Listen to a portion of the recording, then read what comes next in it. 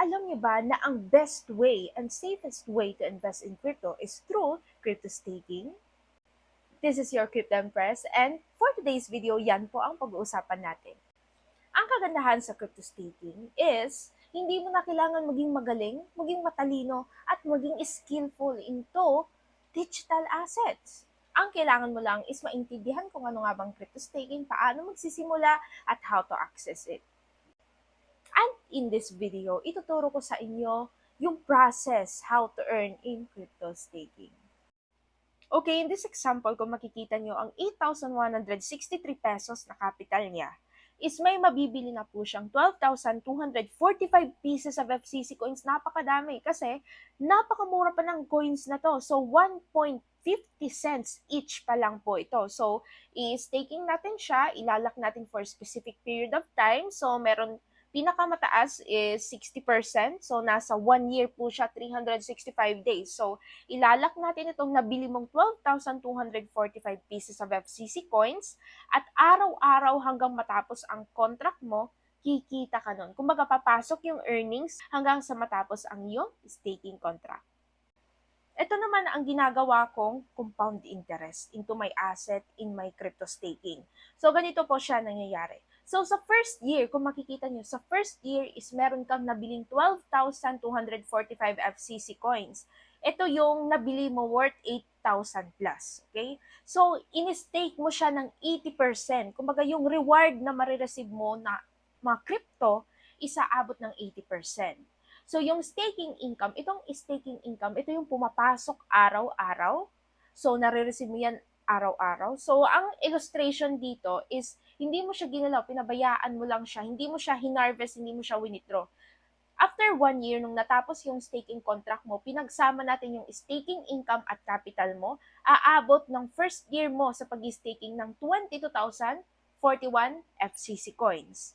On the second year, same procedure lang yung ginamit mo. So, strategy, I mean. So, yung 22,041 pieces of FCC coins, nilock mo siya ng 1 year again. So, may reward ka niya na 60%. 60%. So, magkakaroon ka ng staking income na 13,224 FCC coins. So, pag pinagsama natin yung profit or staking income at yung capital mo, is aabot na ng 35,265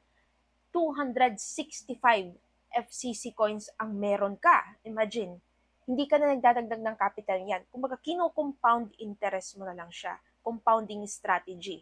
On the third year, yun din ang ginawa mo. 35,265 FCC coins, 40% ang reward. So, magkakaroon ka ng staking income na 14,106 kapiraso na FCC coins. Pinagsama natin yung profit. Kung mag-staking income mo at yung capital, isaabot po siya ng 49,371 FCC coins. And on the fourth year, same process again yung ginawa mo, compound interest, staking strategy.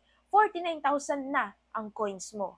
30% ang reward, makakaipon ka ng 14,811 FCC coins. Pinagsama ulit natin yung staking income at yung capital, laabot po ng 64,182 pieces of FCC coins. And on the fifth year na, umabot na ng 64,182 ang FCC coins mo. Diba? So, 30% ulit yung APR niya, magkakaroon ka ng staking income na 19,873 FCC coins. Pinagsama natin yung profit at capital mo, aabot ng 84,055 FCC coins ang maiipon mo sa one time na pag-start mo. Magkano yung start mo that time? 8,000. So, assuming, no, worst case scenario, di ba nabili mo ng piso at 50 cents nung year 2025, itong first year. Sa first year, so worst case scenario, nabili mo ng piso at 50 cents each, di ba? Bawat FCC. Umabot yung 5 years, hindi tumaas yung price ng coin. Same price pa din kung magkano yung bili mo. Itong 84,055 FCC coins mo times piso, pagkano na po yun? 84,000. Magkano lang in-start mo is around 8,000 pesos.